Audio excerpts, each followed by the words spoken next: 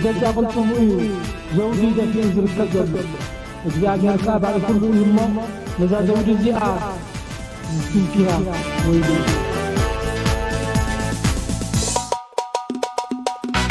ከብልጽግና ምቀኛ ከአቢ ደመኛ ከአቢ ወረኛ ካካታሪ ባቸኛ ቀይ ባህር የኛ ባረንቱ የኛ ይሰውራችሁ የሚል ህልመኛ my family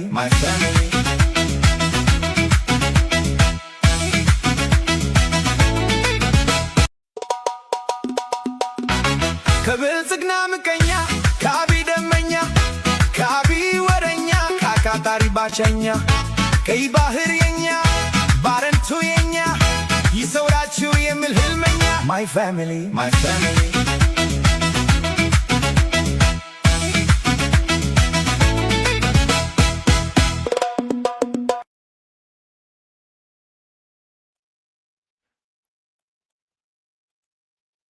ሰላም ተኸታተልቲ ሶል ሚድያ ዘለኹም ሰላምኩም ይብዛሕ ድቅስ ክንትስ ኤርትራውነት ጎርመነት ኣይንረስዕ እንዳበልኩ ቶም ሓደሱን ሶል ሚድያ ዝኾንኩም ሳብስክራይብ ከምኡ ከዓ ኣብታ ኦል ኖቲፊኬሽን ብምጥዋ እዛ ቻነል እዚኣ ናብ ንቡር ትምለስ ኣላ ብጣዕሚ ብልብ ከመስግነኩም ይደሊ ቶም ተገዲስኩም ተመሊስኩም ሳብስክራይብ ቼክ ዝገበርኩሞ ከምኡ ከዓ ኣብታ ኦል ኖቲፊኬሽን ዝጠወቅኩም ክብሪ ይሃብኩም ብጣዕሚ ብልብ ከመስግነኩም ይደሊ ጽቡቕ ናይ ዕረፍቲ ግዜ ቀዳም ሰንበት ክኾነልኩም እናተመነኹ ክንድቅስ ክንትስ ኤርትራውነት ጎርመነት ኣይንረስዕ ናይ ምርኮኛ ባጫ በትግርኛ ዝተተርጎመ ኣብ መጨረሻ ትከታተሉ በዚ ኣጋጣሚ ይዕድመኩም ንሙሉእ ትሕዝትኡ ማለት እዩ ተቆሪፁ ተዘርጊሑ ነይሩ ኣብ ዝሓለፈ እዋን ሕጂ ግን ብትግርኛ ተተርጊሙ ተዘርጊሑ ስለ ዘሎ ንሙሉእ ትሕዝትኡ ክሳብ መጨረሻ ክትከታተሉ እንዳዓደምኩ ኣብዚ ማሕበራዊ ሚድያ እንድሕር ዳኣ ትከታተልዎ እንድሕር ዳኣ ሃሊኹም ኮይንኩም ኣንጻር ኤርትራ ዘመተ ይኸይድ ኣሎ እቲ ዘመተ ከዓ ከም ርዱእ ክንወስዶ ክንክእል ኣለና ዝሕዝዎን ዝጭብጥዎን ጠፊእዎም ኤርትራ ተዕጥቆም ያላ ኪኑ ሓሊፎም ከዓ ሕጂ ሓደ ካብቲ ቀንዲ ተላኣኺ ናይ ኣምባሳደር ሬድዋን ሑሴን ዝኾነ ኣምባሳደር ስሌማን ሎማዓንቲ ኣብዚ ማሕበራዊ ሚድያ ዝዘርግሖ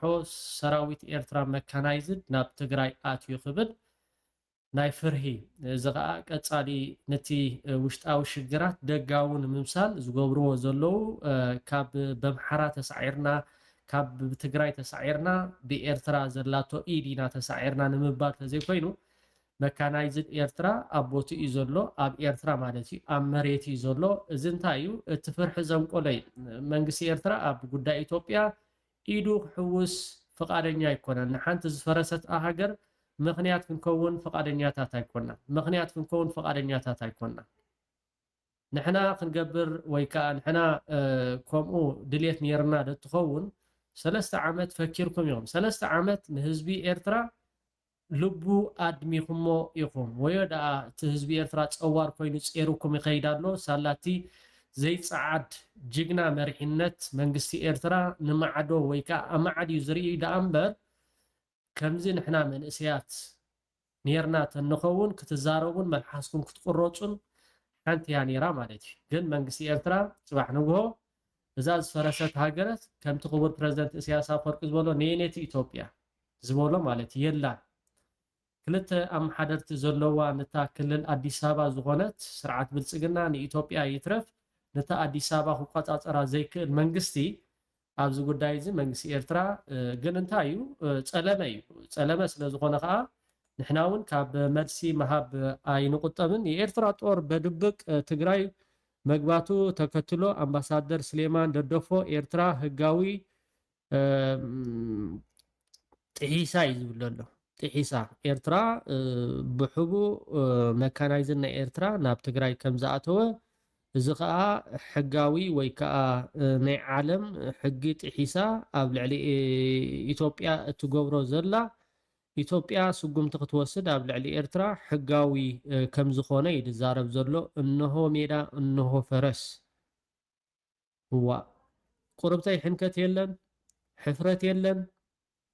3 ዓመት እኮ ፈኪርኩም ኢኹም ሳላታ ጽምዶ ብዕጽዋን ክባን ጌርና መሬትናን ህዝብናን ሳላ ዘውሓስና ጽኑዕ መንግስቲ ህዝቢ ኤርትራ ምስ መሪሕነቱ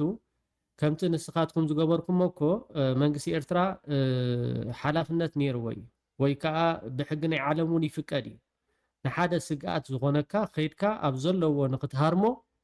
ስለምንታይ ክሳብ ኤርትራ ከም ሃገር ኣይንቕበላን ኢና ነየነይቲ ኤርትራ ዝብል ነገራት ፓርላማ ኣኪብካ ተዘሪቡ እኮ እዩ ፓርላማ ኣኪብካ ነዛ ኤርትራ እዚኣ ኣፍልጦ ዝበሃል የብልናን ዝብል መንግስቲ ንሕና ከም መንግስቲ እውን ኣይንሓስበኩም ኢና ግን እንታይ እዩ ብጣዕሚ ማዕረ ክንደይ ኣብ ጭንቀትን ፍርህን ኣብ ሕማቅ ወዲቆም ከም ዘለው እዩ ዘርእየካ እዚ ቀንዲ ተላኣኽ ናይ ኣምባሳደር ሬድዋን ሁሴን ዝኾነ ኣምባሳደር ስሌማን ደደፎ ኤርትራ ጥሒሳ ናብ ክልል ትግራይ መካናይዝ ድኢት እያ ብምባል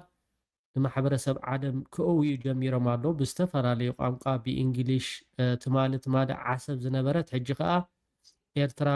ክጥሕረና ደልያ ኤርትራ ትዕጥቆም ኣላ ኤርትራ ኣትያላ ናብ ክልል ኣምሓራ ኤርትራ ኣትያላ ናብ ሱዳን ኤርትራ ናብ ትግራይ ኣትያላ እዛ ኤርትራ መቸም ኣብ ዘይእትዋ እዚ ከዓ እንታይ እዩ ውሽጣዊ እዚ ነገር እዩ እቲ ክመፆም ዝኽእል ድሮ ተረዲእዎም ስለ ዘሎ ሕወሓት ከዓ ነቒሎም እዮም ሕወሓት ይኣኽልኹም እዮም ፋኖ ክንዲዚ ዘረሃፀኩም ፋኖ ክንዲዚ ዝዓገተኩም ሕወሓት እንድሕር ዳ ተሓዊስዎ እንታይ ከም ዝመፃኩም ስለ ትፈልጡ ሕጂ ናብ ኤርትራ ክትብሉ ጀሚርኩም ኣለኹም ሰራዊት ኤርትራ ኣብ ቦትኡ ዘሎ መካናይዝድ ናይ ኤርትራ ናብ ትግራይ ወይ ከዓ ናብ ክልላት ናይ ኢትዮጵያ ኣይኣተውን እዚ ውፁእ ሓሶት እዩ ኣብቲ ናይ ትማሊ መደብ እንድሕር ዳ ተኸታቲልኩሞ ክቡራት ተኸታተልቲ እዚ ንምንታይ ዝፍክር ዘሎ እንድሕር ዳ ኢልና እዚ ካብቶም ብርጋዴር ጀነራል ናይ ሓይሊ ኣየር ናይ ኢትዮጵያ እዩ ሓይሊ ኣየር ናይ ኢትዮጵያ ዝኣኽሎ ዕጥቂ ዓጢቕ እዩ ንህንዳዊ ውቅያኖስ ከምኡ ከዓ ንቀይሕ ባሕሪ ክሳብ ኣብኡ ዝኸይድ ናይ ሓይሊ ኣየር ነፈርቲ እንታይ ክገብራያ ናብ ህንዲ ውቅያኖስ ክኸዳ እንታይ ክገብራያ ናብ ቀይሕ ባሕሪ ክኸዳ እንድሕር ዳ ኢልካ ሓቲትካዮም እዚ እንታይ እዩ እቲ ፍርሂ ዘንቆሎ እዩ ወላ ሓደ ናብ ኤርትራ ክበፅሕሉ ዝኽእሉ መገድታት የለን እብለኩም ኣለኹ ድሮናት ናይ ኢትዮጵያ ወይ ከዓ ኣየር ናይ ውግእ ናይ ኢትዮጵያ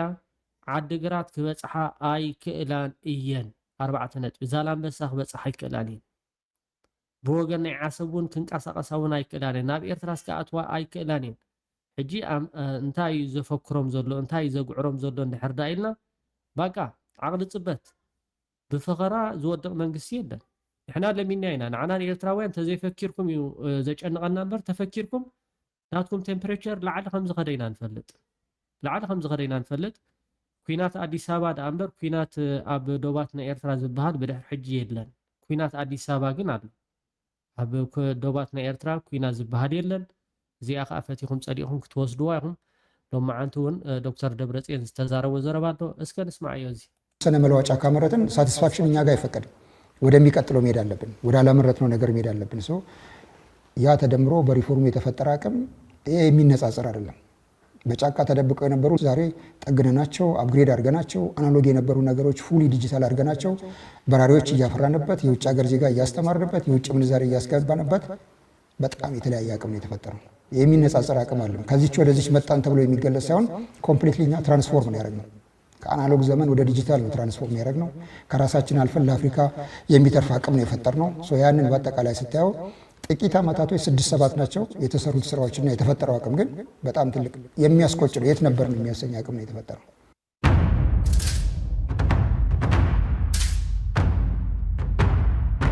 አምናና ዘንድሮ በጣም የተለያየ አቅም ላይ ያለነው በጣም የማድረግ አቅማችን ጨምሯል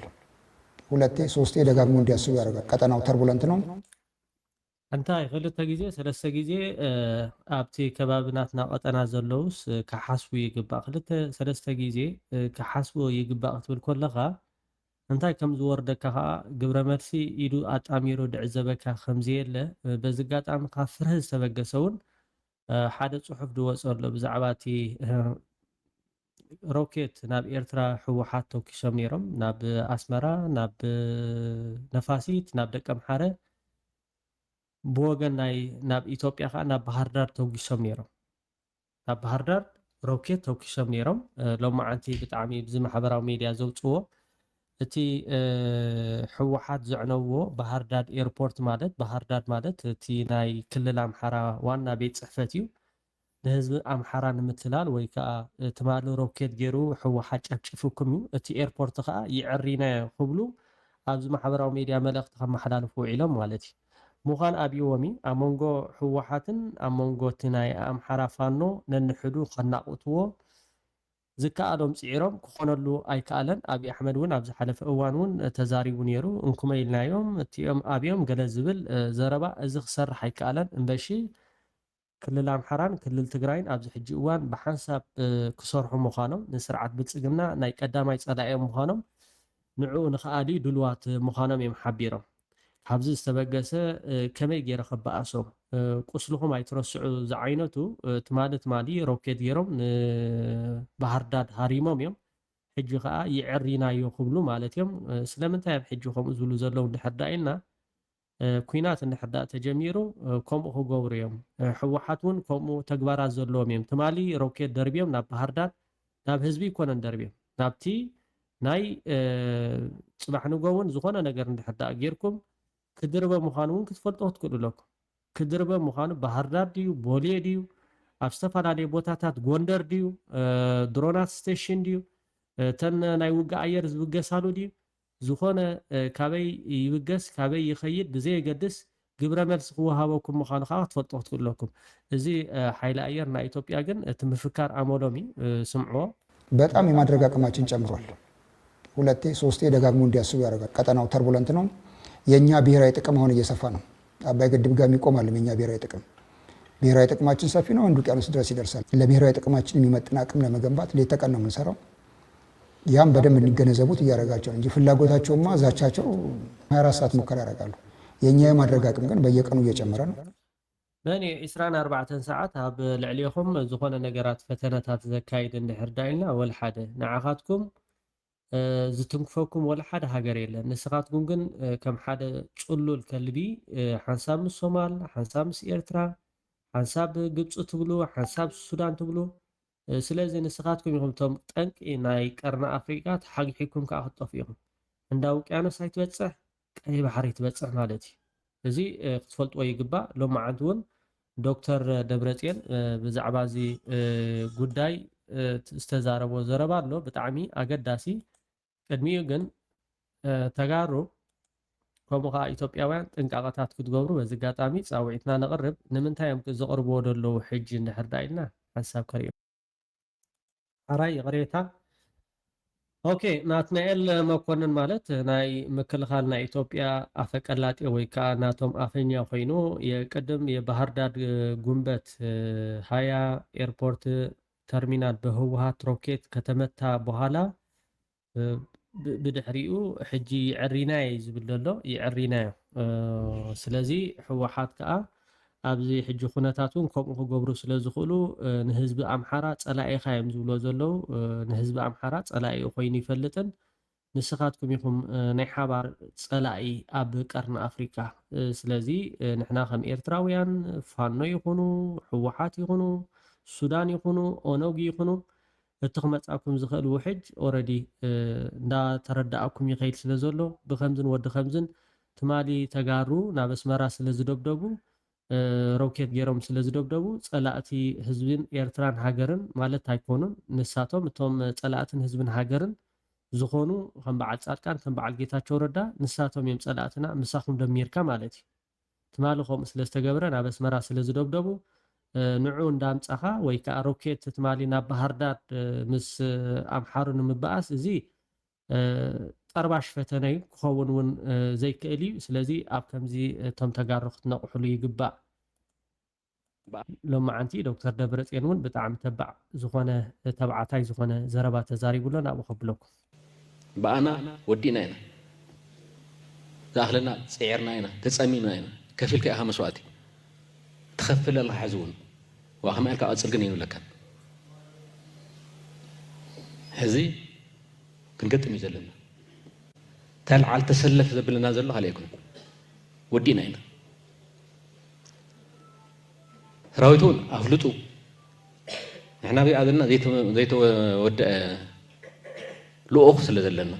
حدر سوء أصل زلنا نبزي أمننا دحر زي نقاس أسكوينا نتهان قبر أنصاني حسب سراويت تهاقبر دي سراويت تقرأيني نلو كوينا زلنينا لو هنا فلتنا نحنا سوكنا اللي ندل كله فلوت إيه هزون والنقارو أو قال لي مدرخة تفلوت إيه ونيري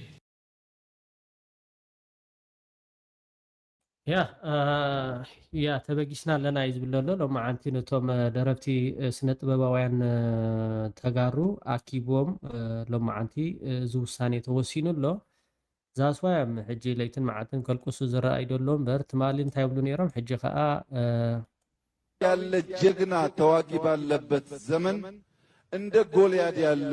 ሸለፈታም ፎካሪ የለም ማለት አይደለም። የናንተ ጀግንነት የሚፎክሩ የሉም ማለት ሳይሆን በአንዲት ጠጠር ታራግፋቸዋላችሁ ማለት ነው። ለጠላቶቻችን ያለኝ መልእክት ኢትዮጵያን አትንኩ፣ ኢትዮጵያን አትሞክሩ። ጥቁር አንበሳ ማሸነፍ እንጂ መሸነፍ አያውቅም። ጥቁር አንበሳ አይጀምርም፣ ከጀመረ ከመጨረስ አይገታም፣ አይቆምም። ሰላምን ማጽናት እንፈልጋለን። ደፍሮ የሚሞክረን ካለ ግን ግብዓተ መሬቱን እና አራይ ከምዚሉ ዝፍክር ዝነበረ ስለምንታይ ሕጂ ክእዊ ዝረአ ዘሎ እንድሕር ኢልና ሳላት ጽምዶ ማለት እዩ ጽምዶ ጽቡቕ ጌርና ተዓዊትና ሊና ንሕና ኤርትራውያን ከምኡውን ምሳና ጽምዶ ዝገበሩ ተጋሩ ይኹኑ ፋኖ ብጣዕሚ ህዝቢ ምሓራውን ሳላቲ ዝገብሮ ዘሎ ሓያል ቃልሲ ስርዓት ብልጽግና ኣብ ፍጹም ራዕድን ኣብ ፍጹም ዓቕሊ ጽበትን ከም ዝትሪእዎ ዘለኹም በጀካ ፈኸራን በጀካ ጉራን ካልእ ወል ሓደ ዝገብሮ ዝነበረ ኪንኦ ዝሓለፈ ሕጂ እውን እንታይ ዝገብር ዘሎ እንድሕር ኢና ንኤርትራ ንምጥቃም ሰራዊት ኤርትራ ኣብ ቦቲ እዩ ዘሎ ሰራዊት ኤርትራ ሕጂ እውን ኣብ ቦቲ እዩ ዘሎ ዝኾነ ከምዚ ዓይነት ክመፅእ ከሎ ብእንግሊሽ ድዩ በአምሓርኛ ድዩ ብትግርኛ ድዩ ኣብ ማሕበራዊ ሚድያ ንነጥፍ ከዓ ዓፀፌታ ግብረ መልሲ ክንህብ ክንክእል ኣለና ዓፀፌታ ግብረ መልሲ ክንህብ ክንክእል ኣለና ንሕና ጉዳይ ኢትዮጵያ ንኢትዮጵያውያን እዩ ዝምልከት كساب زيتهم كفنا نحنا أبو دا إثيوبيا مغنياتكم كونا أين خلينا مغنياتكم كونا أين خلينا نزفرست هاجر إنها نحوس هاي ندلنا مورال كنت هو بمدو أجوخات ولو زين أما ناي باج أمر كونيا بتقرينيا ترجم نواخم قبلة كبرات قطعتي كلاتكم لايك بمقبار شير سبسكرايب ناكل نخبات صح كم أقوار يغني له. كناتنا ترحبنا. كبيبيسي ጋር ካም በፊት ቆይታ አድርገናል ዛሬ ለሁለተኛ ጊዜ ነው ቅድም ሎሚ ምስ ቢቢሲ ጻንሕት ጌርካ ነርካ ሎሚ ድማ ንኻልእ ግዜና ንራኸብ ዘለና ኣብዚ ሓለፈ ኣብ መንጎት ናይ ሰሜን ኩናት ኢና ተራኺብና ብድሕሪኡ ስምምዕ ፕሪቶርያ ተፈሪሙ ብፍላይ ኣብ ትግራይ ተነጻጻሪ ሰላም ምምጻእ ተኻይሉ እዩ ሎሚ ድማ እቲ ኩነታት ዝተለወጠ ሓድሽ ናይ ኩናት ምንቅስቓስ ከም ዘሎ ንሪኤሉ ዘለና እዋን እዩ بخمي ينام استبعد. ليه تزيفون يقال أنت درسه؟ بريتوريا سمنت تقرأ وستيالون. سممع بريتوريا أو تقرأ نزلوا شجرات المفتاح بزرزر زفت سمونا جرات تنزيرهم سرح تجميرون يرو. كم تقول لهنا نفلتو هو حات نمنجس إثيوبيا كعلو كساب دبرسينا بتسحنيرو. كاب دبرسينا بمنجس إثيوبيا بسراوي تنهزبن اتستوت أنا كيسمرة فشلو ناب تقرأ كمل استجيرو. هو حد كاب دبر سينا كملس كله داق ما يفلسمو كيلا على الجركاكم وداي كال نيرو نام قلم إتاون كساب مرب دوبنا معزاون نخل نيرنا قندما بمنجست إثيوبيا دلاين السلام ناب مقلب زي ميتاو سراويت إثيوبيا أبرايا مسبس حدويلو منجستي سلم انتايو ناب تقراي كاتو زي دلي هدي إلهم بسمونا ننبسوم نخجم جمويو كاب قبو ناب دبر سينا نخبزحو 4 وارحي وسيدلهم كاب دبر سينا ناب قبون خملسو جن 13 معلتات تراي وسيدلهم نستو السنة وان تساني حمدما كالي كوينات جميروم إذا خلو كوينات نسال سايقزي جميروم وانتسعيروم بدحريو بريتوريا مسيو جن اتسمم حزون نتبدي سابا زلو منجست فيدرال كغيرو زخلوم سلازي كونه تمليسوم ناب سلطان نممسا نمن أسين ناخاخبو نوعلي بريتوريا فريسوم نايوعلوم منجستي دليونيروم بوقعي بريتوريا فريسولو إلهم بمقواج صمدو زبهال فتيروم لومون نمنجس إثيوبيا بخوينات قد إمنا كنسعرنا بموال نزخوينات نمدلاو نخمتشو نتناي شعبيا ناي قفا حقينا بتقراي متيوم أو جملو سلازي أبزحزي كم تبزح حلفة كن رخب كلنا زنبرا كونتات زي كونس حدش كونات نمخفات النات دالو يوم قن لهم مستفلي ايو أبزح حلفة حوحات بعالو إيكوا قاز دالي نيرو لو مجن زوباو كونات كوين اللو كاب سوماليا كساب كارتوم يزرقح አሁን ግን ሪጂናል ሆኗል ከሶማሌ እስከ ካርቱም ድረስ ነው ያለው ከፕሪቶሪያ ስምምነት በኋላ ናይሮቢ ላይ በተለይ ወታደራዊ አዛዦቹ በተገኙበት بدحر سمع بريتوريا اب نيروبي بفلاي وتحدراوي عززت استرخبلو نمفصمت وعل توسخ سمع كغبرن كله نسخاو نيركا يخا زنبره تسفا اب قدميت كمص زخل سلام بزحات بسناي كونتات يغلصو نيرم قصالنت كم زهلو بزحات تسفا امبيروم كوانت نبرو اب كيدغن ناتشرشره يخيدو زغمتنا يم قدم هنتات ايتمالو بزبل كلتيهم وغنات نحد حدهم ككاسسو جميرو نابزلو مزلنا له درجات ما بصيهم شعونة استجمر بوليتيكاو بلزب كقصل بمقبار نتستجمر تسفا سلام كقصل زي تخالو المغنيات انت اينيرو ተፈጥሮ የነበረውን የሰላም ተስፋ ማስቀጠል ያልተቻለበት ምክንያት ምንድነው? አንደኛ ነገር የማያገባው አካል በዚህ ጉዳይ ላይ ስለገባ ነው። ቀዳማይ ምክንያት ዘይምልከቶ አካል ናብቲ ጉዳይ ስለዛአተው እዩ መን ይት ዘይምልከቶ ኢልና ክነሓትት ንኽእል ኢና ኣብ ሕወሓት ቀንደኛታት ኣለው እዚኦም ሰላም ኣይደልዩን ብዝኾነ መልክዑ ሰላም ኣይደልዩን ሰላም እንተሃልዩ እዞም ሰባት ናብ ቅድሚ ሕጊ ክቐርቡ እዮም ስለዚ ንፖለቲካ እናዘረጉ ኣብዚ ኩነታት እዮም ንነብሶም ዝሓብኡ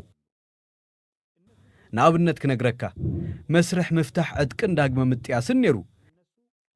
በዚ መስርሕ ዝተፋነው ሰባት 15 ወይ 20 ሽሕ ይመልኡን ካልኣይ ድማ ከበድ ተጽዋር ከረክቦ ኣለዎም ተባሂሉ ነይሩ ኣይረከቡን ዝተበላሸው እዮም ረኪቦም ሎሚ ብቴሌቪዥን ውን ንሪኦ ከም ዘለና ሓቢኦም ጸኒሖም ታንክን ጸረ ነፈርትን የርእዩን ኣለዉ ሓቀይ ስለዚህ ሕወሓት አጽዋር አይረከበን ስለዚህ ቲፒኤልኤፍ መሳሪያውንም አላስረከበን ያንን ግን አምባሳደር ሂደቱ ላይ እዚ ግን አምባሳደር ኣብቲ እዋን መስርሕቶም ልዓላይ ምትኻል እንደነሩ እንታይ ሕቶ ንኣብነት ቶም አጽዋር ካብ ሰራዊት ምክልኻል ሃገር ዝረኸብዎም እዮም ነይሮም ዓይነት ቶም አጽዋር ይፍለጡ እዮም ከምኡ ኢለ ሓስብ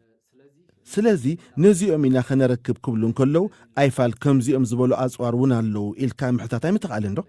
አሉ ብሎ መጠየቅ አይቻልም ነበር ሎክ መጠየቅ ብቻ አይደለም ማስገደድም ይቻል ነበር ነገር ግን ምንድነው መሰለ ምሕታት ጥራይ ዘይኮነስ ምግዳድ ውን ይካል ነይሩ ነገር ግን አለና ኢሎም ዘረከብዎ ጽዋር ሕብረት አፍሪቃ በኬንያው ጀነራል ዝምራሕ ተዓዛቢ ጉጅለ ጣይሹ ናብቲ ቦታ ዋፊሩ እዩ ንሳቶም ኣብዘለውሉ እዩ ተጽዋር ዝቐርብ ዝሓብዎ መጽዋር ከም ዘለው ይፍለጥ እዩ ከም ዝበለ ምድላው ከም ዝገበሩ ውን ግምት ክህሉ ይኽእል እዩ ግን በዚ በለበቲ ንርእሶም ዝጎደ እምበር ንኻልእ ዝጎደ ይኮነን መንግስቲ ኢትዮጵያ ኣይቅረቡን ናብ ዝብል ሰሓቦኩ ተቶ ከኣቶ ይደልን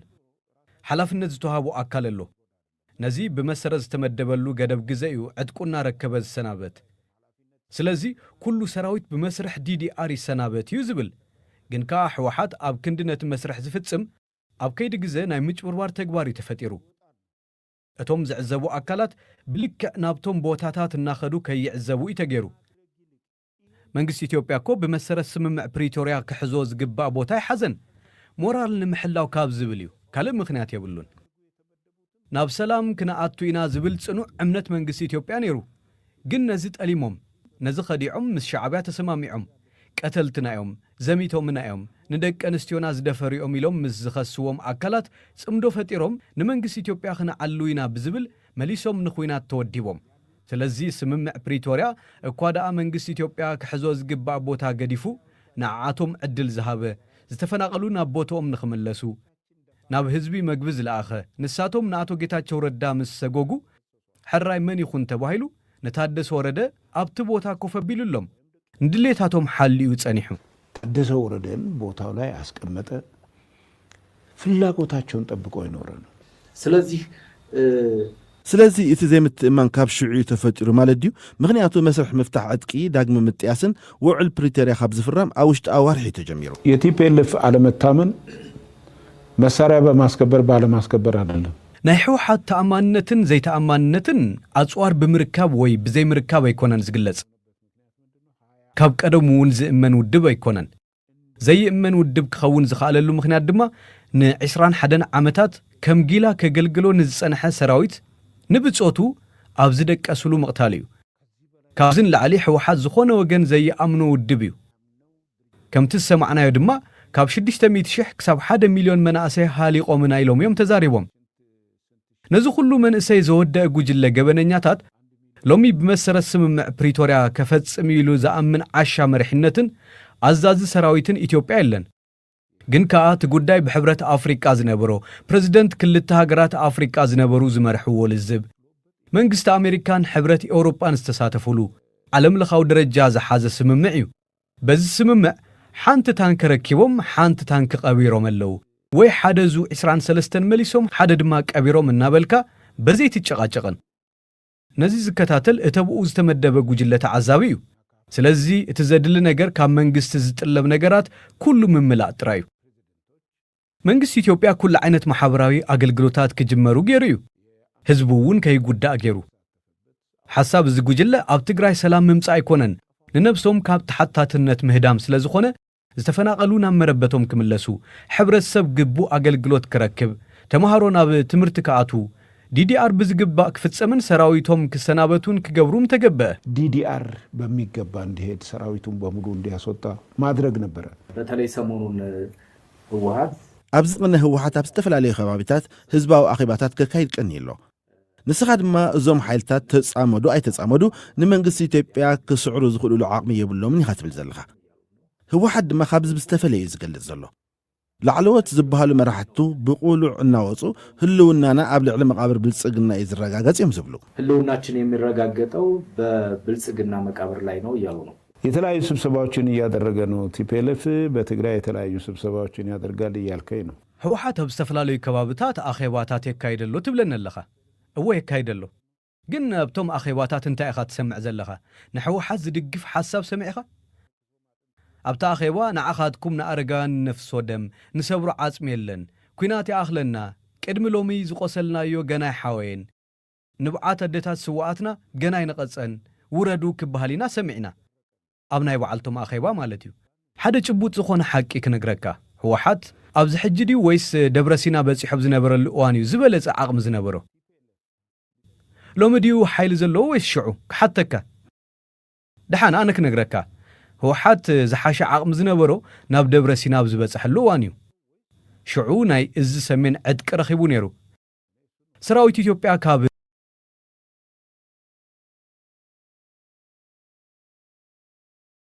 ሽዑ ኣውፂናዮም ኢሉ ፈኪሩ እዩ ንህዝቢ ኣብ ጎኖ ሰሊፉን ኣጽዋር ረኺቡን ነይሩ ዓለማዊ ዲፕሎማስያዊ ደገፍ ነይሩዎ ኤውሮጳን ብሓፈሻ ምዕራባውያን ኣብ ጎኖም እዮም ነይሮም በቃ መንግስቲ ኢትዮጵያ ኣብቅዕሉ ተባሂሉ ልክዕ ከም ገበል ተዘርጊሖም ዝነበሩሉ እዋን እዩ ሽዑ ጉልበት ነይርዎ ሽዑ ንዝነበሮ ጉልበት ጸራሪጉ ሒዙ ናብ ዝነበረሉ ተመሊሱ ምሕረት ተገይሩሉ እውን ምሳኹም ናብ መቐለ ይንኣትውን እንተደሊና ግን መቐለ ይኹን መረብ ክነኣቱ ንኽእል ኢና እስኪ ህድእ በሉ ሰብ ወዲእኹም ኣለኹም ተባሂሎም ህወሓት ሎሚ ዘለዎ ሓይሊ ከምቲ ሽዑ ኣይኮነን ኣብቲ ሽዑ ከምቲ ዝበሃል 270,000 ነይርዎም ክኸውን ይኽእል ሎሚ ግን 30,000 እውን የብሉን ሎሚ እኮ ህዝቢ ይድግፎን ነገር ግን ምንጭ ገንዘቦም ግብጽ እያ መንግስቲ ግብጽ እዩ ምንጮም የግብጽ መንግስት ነው የገንዘብ ምንጫቸው የግብጽ ስም ግብጽ በተደጋጋሚ እዩ ዝለዓል ዘሎ ነዚ በከመይ እዩ ክረጋገጽ ዝካል ይቻላል እኔ ከቢቢሲ የዚህ አይነት ጥያቄ መጠየቄ በጣም ገርሞኛል ከቢቢሲ ከም ዝበለ ሕቶ ክቀርበለ ይግሪሙለ የሎ ምክንያቱ ልዕሊኹም ሓበሬታ ዘለዎ የለን እንተረሲዕኹም ወግን ከዘኻኽረኩም ኣብዋን መንግስቲ ሙርሲ ብቕሉዕ ኣብ ኣደባባይ ንኢትዮጵያ ከመይ ክነጥፋ ዝብል ብቐጥታ ኢና ሰሚዕናዮ ብዘይካዚ ንኢትዮጵያን ግብፅን እንታይ ከም ዘሰሓበን ትፈልጥ ኢኻ ሳልሳይ ድማ ኢሳያስ በአንደበቱ ግብጽ ትሕግዘና ዝነበረት ኤርትራ ናጽነታ አዊጃ መንግስት ክትቀውም ዘይኮነስ ኢትዮጵያ ቀሳነት ከይትረክብ ንምግባር እዩ ክብል ተዛሪቡ ግብጽ ኣብ ኢትዮጵያ ንዘለው ሓይልታት ንሕወሓት ከምውን ሰራዊት ሓርነት ኦሮሞ ትድግፍ እያ ሚድያታት ግብጽ ብቕሉዕ ነዚኦም ዝዛረቡ ንምንታይ ዳኣዮም ናብ ኤርትራና ተመላለሱ ወተሃደራዊ ምትሕብባርን ካልእን ዝገብሩ ዘለዉ ኣብ ዓሰብ ከምዚ ክንገብር ኢና ኣብ ምጽዋዕ እዚ ክንሰርሕ ኢና ዝብሉ ዘለዉ ንምንታይ እዩ እዚ መዓልታዊ ዝዛረብዎን ዝገብርዎን እዩ ሕጂ ድማ ብስም ዓቃብ ሰላም ናብ ሶማልያ ከኣቱ ደልዮም ስለምንታይ ሎሚ ናብ ሶማልያ ከኣቱ ደልዮም ሶማልያ ኣብ 1990 ተበታቲና ክሳብ ሎሚ ኣይጠመትዋን ጸኒሖም ሎሚ ግድብ ህዳሰ ምስተሃነጸ ናብ ሶማልያ ሰላም ንምኽባር ክነኣቱ ኢና ኢልካ ምጉያይ እንታይ ምጾ እቲ ምኽንያት እንታይ እዚ ካብ ከማኹም ዝበለ ጋዜጠኛ ጸለመ እዩ ዝብል ሕቶ ዘንቅል ኣይኮነን ብፕረዝደንቶም ኣብ ቅድሚ ባይቶኦም ዝሰማዕናዮ እዩ ብቕልዕ እውን ንፈልጦ ብሕወሓት ኣቢሎም እውን ከምኡ ኢትዮጵያ ላለፉት 2-3 ዓመታት ኢትዮጵያን ዝሓለፈ 3 ዓመታት ሕቶ ኣፍ ደገ ባሕሪ ትልዕል ኣላ እቲ ብዚ እዋን ዘሎ ምስሓብ ግን ምስቲ ኣብ ባሕሪ ተቐርቦ ዘላ ሕቶ ተወሳኺ ጸቕጥ ዶ ይፈጥርን ጫና አይፈጥርም የኤርትራ መንግስት ኤርትራ ነቲ ከጥፎ ዝደልዩ ሕወሓት ወይ ተመን ንምንታይ እዩ ጅቡኡ ክሕዞ ዝደሊ ዘሎ ንምንታይ እዩ ምስ ሕወሓት ጽምዶ መሪጹ ንሕወሓት ስለ ዝፈትዎ ይኮነን ሕወሓት ዝደለኽዎ ነገር ከፈጽመለ ኢሎ ይኮነን ዝደለዮ ነገር ክገብረሉ እንተዘይኪሉ ንሕወሓት በዓሉ ይከጥፎ ንምንታይ ደኣ ምስ ሕወሓት ከም ዝኾይኑ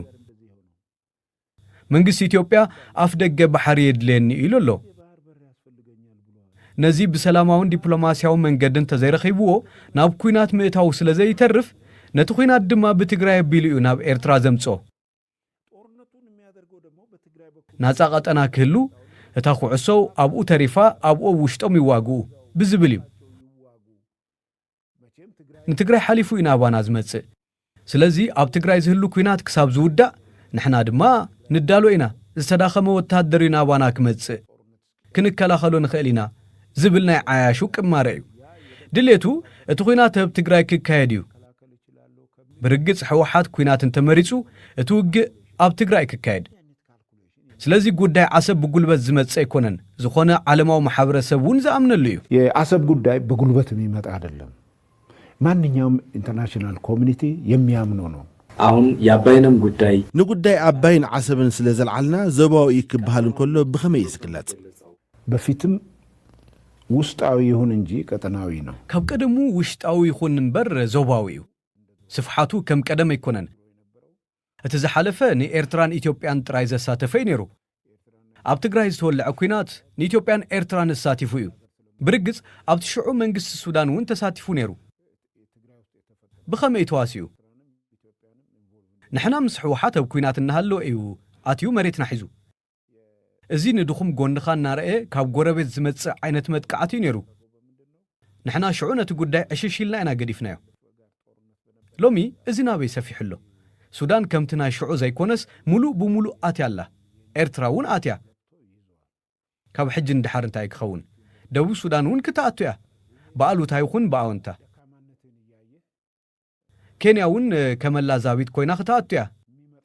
ጅቡቲ እውን ኣላ ጅቡቲ ምስ መንግስቲ ኤርትራ ሕቶ መሬት ኣለዋ ስለዚ ናብዚ ጎንፂ ምስ ሓቦም ኣይተርፍን ኣብ ሶማልያ ድማ አልሸባብ ኣሎ ግብፂ ናብዚ ከኣቱ እዮም ወላ እኳ ሶማልያ ንኢትዮጵያ ናይ ምውጋእ ባህጊ እንተዘይሃለዎም ግብፂ ናብኡ እንተመፂኦም አልሸባብ ድማ ናብ ኦጋዴን ብምእታው ሰራዊት ኢትዮጵያ ንኽወጣጠር ዓቕሙ ዝለሕለሐ ኮይኑ ብኩሉ ኣንፈት ንኽጥቃዕ ዝገብር ኣሰላልፋን ኩነታትን እዩ ዘሎ ስለዚ ካብዚ ተበጊስና ኢና ዞባው ንብሎ ናይዚ ቀንዲ ቀላሲት ድማ ግብፂ እያ ነዚ ዝኾነ ኣካል እዩ ዝፈልጦ ካልእ ዞባው ዘብሎ ኣብነት ኩናት እንተተወሊዑ ስደት ክህሉ እዩ ናብ ኬንያ ጅቡቲ ደቡብ ሱዳን ወይ ካልኦት ዝስደዱ ክህሉ እዮም ስደት ንገዛእ ርእሱ ኣብ ልዕሊ መንግስታት ዝፈጥሮ ጸቕጢ ኣሎ እቲ ኩናት ኣብኡ ይተርፍን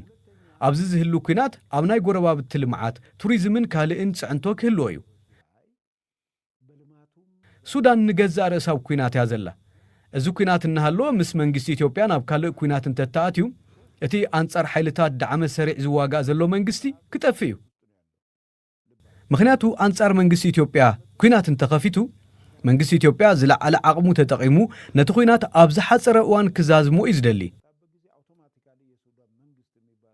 كم تحلف عقمي نختودب ناب دحريت نانسحبك زقبر نجر يخونن أنت تجمروا أب حصير وان ودي خام خاديو لومي تكنولوجيا له دفاع حزكا كاب دفعنا بدفاع تواجه له جزء كونن زلو إرترا ون تخوينات حنساب أنت تلعلو منجست إرترا زبها كلون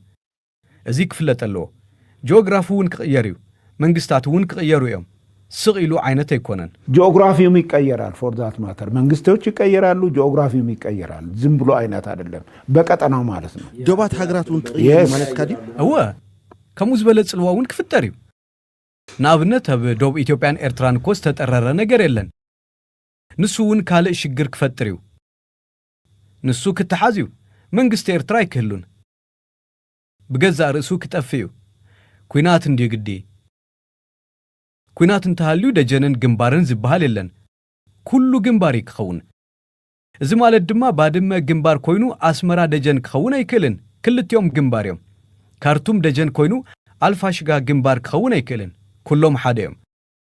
ስለዚ መንግስታት ክቀያየሩዮም ጂኦግራፊውን ሽዑ ዝፍጠር ክህልዩ ከምዚ ክኸውን እዩ ሕጂ ከምዚ ክፍጠር እዩ ዝብለ ይብለን ግን ውጽኢቱ ከምኡ እዩ እዚ ግን አድላይ ኮነን እዚ ጽምዶ ዝብሃል እንተዝገድፍዎ ነዚ ገዲፎም ብልዝብ እንተዝውዱ ንመንግስት ኤርትራ ዝተንከፎ የለን ሓደ ነገር ክነግረካ መንግስት ኤርትራ ጉዳይ ዓሰብ ክልዓል ከሎ ልኡላውነተይ ተንኪፎም ኢሉ ብዛዕባ ልኡላውነት ናይ ምዝራብ ሞራል የብሉን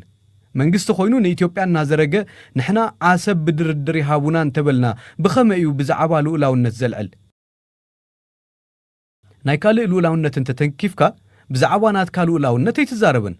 ልኡላውነቱ ንምኽባር ካብትን እስኻ ዝገበርካዮን ላዕሊ ይስጉምቲ ዝወስደልካ ህወሓት ድማ ንህዝቢ ትግራይ ዝሓዝን ኣይኮነን ንሳቶም ክልወጡ እኳ እንተ ዘይከኣሉ ግን ህዝቢ እምቢ ክብል ኣለዎ ኩናት ይኣክል ይበል ፋኖ እኳ ንሓድሕዶም እውን ኣብ ፀገም እዮም ዘለዉ ኣብ ኦሮምያ ዘለው ድማ ዝምታ እንተ ዘይኮይኑ ክኢሉ ዝዋጋእን ለውጢ ዘምፅእን ኣይኮነን ግልጽ ዝኾነ ነገር ክነግረካ ኣብ 4 ኪሎ ሰብ የለን እንተ ዝብሃል እውን ሓዲኦም እውን መጽኦም ን4 ኪሎ ይተቆጻጸሩን ፋኖ ኾኑ ሰራዊት ሓርነት ኦሮሞ ብፍጹም ኣይመጹን ዓቕሚ የብሎምን መጽኦም እውን ዝገብርዎ ነገር የለን መን እዩ ዝመጽእ ዘመነ ካሴዲ ዝመጽእ ቤተ መንግስቲ ክፍቲ እዩ ንዑ እንተትብሎም እውን ኣይመጹን ስለዚ እዚ ይትረፍ በቃ ገንዘብ እንተደልዮም ይደራደሩ እሞ መንግስቲ ገንዘብ ይሃቦም ድሌቶም ገንዘብ እንተኾይኑ ድሌቶም ሕቶ ህዝቢ ምምላስ እንተኾይኑ ግን ህዝብ እኮ ኣብ ምርጫ ግደፉን ይብሎም ኣሎ ሰላም እንተ ዘይመጽኡ መወዳእቱ ምጥፍፋይ ዝኸውን ውጽኢቱ ሰዓሪ ተሰዓሪ ዝብሃል ይክህልዎን መጨረሻው መጨራረስ ካልሆነ በስተቀር ውጤቱ አሸናፊ ተሸናፊ የሚባል ነገር የለውም